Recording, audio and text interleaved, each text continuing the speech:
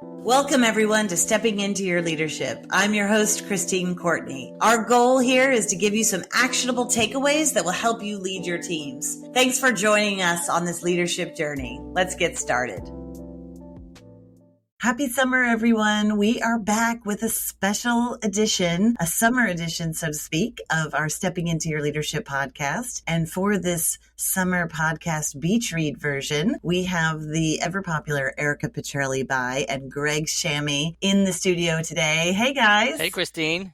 Hi. So as a reminder, what we do for our summer series is I read one little paragraph about a problem employee, or maybe it's a great employee who's having a difficulty, or you're having a problem with him or her, and you're going to listen to the story. And Greg and Erika have never heard this before, although they've managed people for a long time, so they've heard versions of everything, but they've never heard this one. And then they're going to share what they think they would do if they were the manager or the supervisor or the boss or someone in control in this situation. And then the other person can add on to what they say, disagree, whatever they want. And then you at home can think about, what would you do if you were in this situation as well? And after that, we're going to go to a 2-minute lightning round where I'll ask them as many leadership questions as we can get through in 2 minutes, knowing that currently the leaderboard has just 3 questions on it.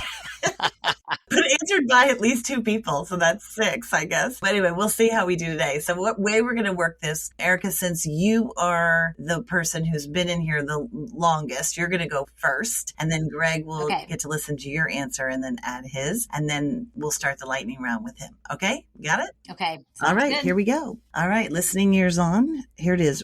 Rachel is a new hire in the IT department. She has shown a lack of proficiency in certain technical skills essential for her role, leading to delays in project completion. She has struggled with coding tasks and has needed significant assistance from colleagues to complete assignments, impacting the overall project timeline. What do you do? So, Erika, solve the problem, our Rachel issue that we've got. Rachel is not a problem. Rachel is new. This is what is clear about Rachel. You said she's a new hire and her struggles that you mentioned are all technical skills. And that is usually the so-called easiest problem to solve, because what I'm hearing is simply a lack of training, a lack of mentorship, and a lack of time. So I would say as a manager of Rachel, one, I should double back and look what training on-site, on-the-job training did we offer Rachel when she started, and was it enough? I'm going to assume the best first, which is to say it wasn't enough training or it just didn't land correctly. So one of 2 things would be my first approach. The first would be, let me retrain or add more, whether that's internally or sending her out to a class. Second, if I have a more seasoned staff member in that same department, I'm going to put them together and have that more seasoned staff member mentor and kind of work side by side with Rachel to try to get her up to speed. So I'm going to assume it's simply she's green and just hasn't had enough time, not that she's incapable or unable to do the job in the future. You're so nice. Greg, what do you think? Well, this is so interesting because Erika's brain and my brain, I think, are very similar just from the multiple years of working together. I'm always very much in the same boat as she is. What came to mind, I love what she said. What came to mind for me was very similar. I'm now going to our model that we use for this, which is the situational leadership model. And it's that person's in that first bottom right quadrant. And therefore, I, as the manager, are looking to see their competency levels, which are obviously low because they're new, and she's having a hard time with the tech piece here, and making sure her commitment levels are high because she's new. So that's going to mean that I'm going to have to really direct her and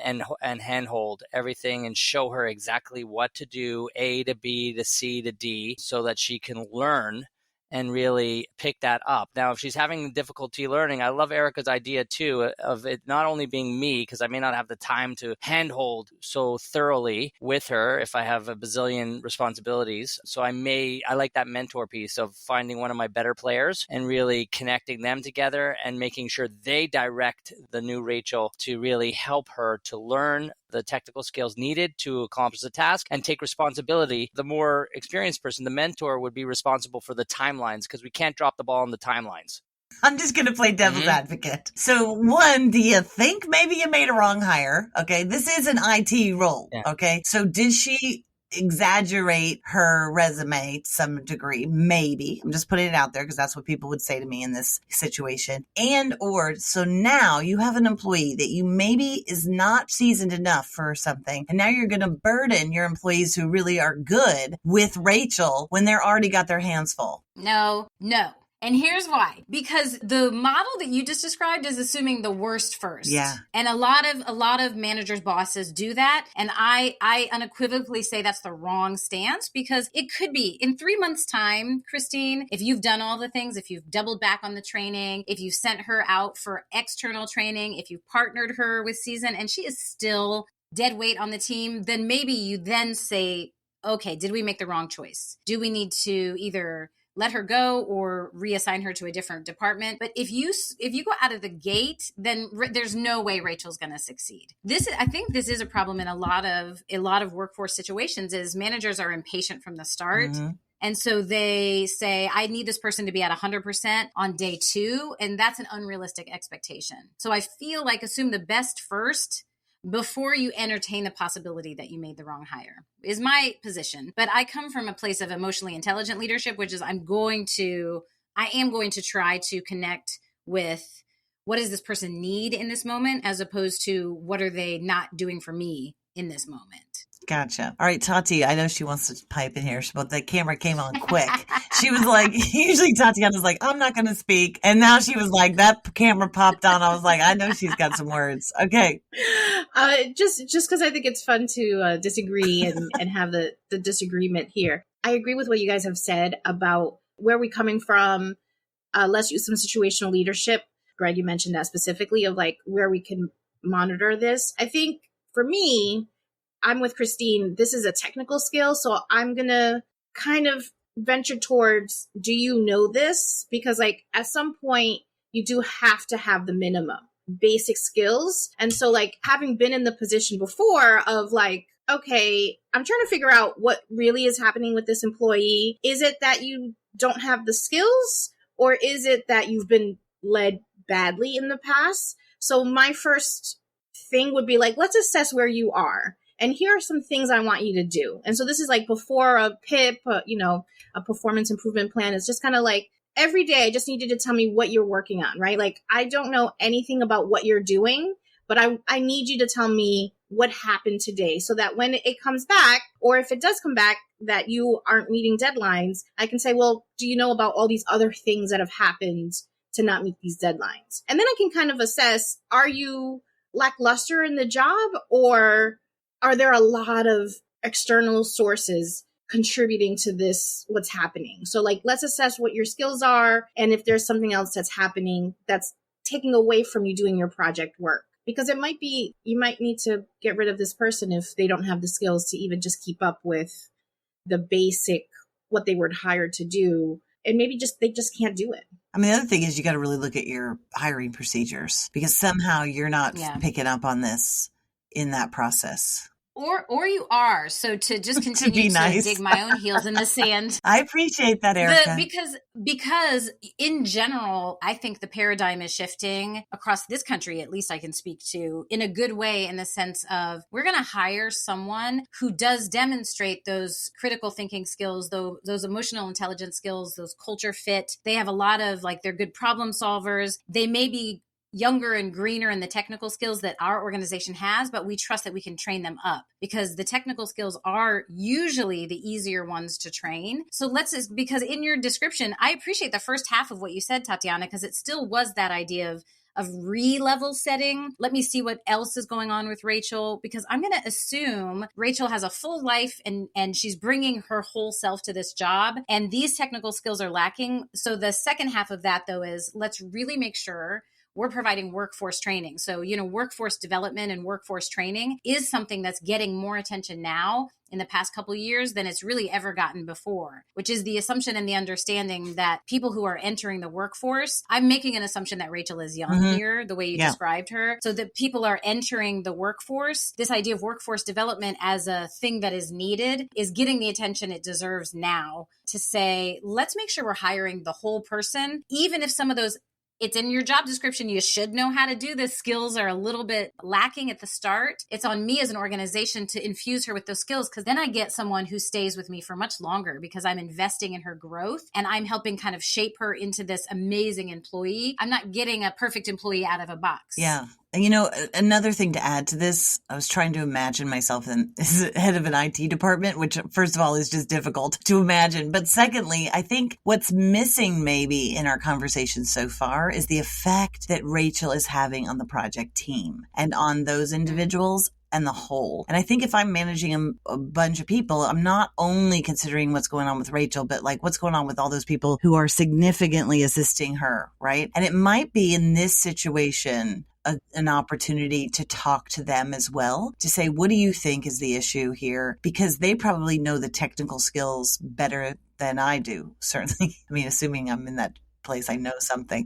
But if they're helping her, they know, is this something that she can pick up? She just needs time? Or like, what do they think? Because that also allows them to relax a little bit and look at you as understanding where they're coming from and not judging you for not doing something with Rachel, because I don't want to lose my good people over trying to develop her, you know? So maybe if they're on board with helping to develop her and coaching more and knowing that they're important in that process, maybe that helps the whole and Rachel, you know, and them. I think you have to have a specific time frame too, like Tatiana was saying, where you're doing the assessment. Obviously, you have to touch base on where's the ball dropping in the hiring for this to happen. But to make a sports analogy, which you know I like to do, you know, if you have a player on your team, a new player on your soccer team who has really good speed and is a great forward, you know, is going to get down there, but doesn't have the ball skills to control the ball and get it into the net, then what do you do with that player? Do you cut them, or do you specifically train their ball skills over time?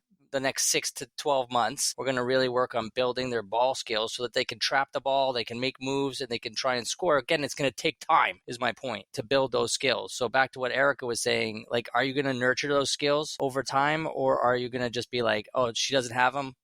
Let's get her out and get somebody else in and do a better job hiring. Bottom line for me as the manager is, you know, my two super objectives are to get results and keep my people, because turnover is so expensive. So, you know, we spend so much money on the hiring, and if the ball is dropping there's a major problem. Yeah, I think between Christine and Greg, I think the larger sort of takeaway from me when we talk about Rachel is not Rachel herself. It's the company and the manager's hiring, onboarding, and training process and how well that's communicated. So to your point, Christine, if it's a really clearly laid out structure where there's a nice runway for a new hire, and so the team that she's hired into understands as a new hire, she has X amount of time where the whole team is responsible for sort of taking her under their wing and training her collectively, that learning period is X number of time. If all of that is really strongly established and communicated, then a lot of the potential issues or grumbling are eliminated from the start. So it's a great reminder for managers to think about what is that process and how formally defined is it, because there does need to be a runway, but if nobody knows that it's happening, that's where the problem actually probably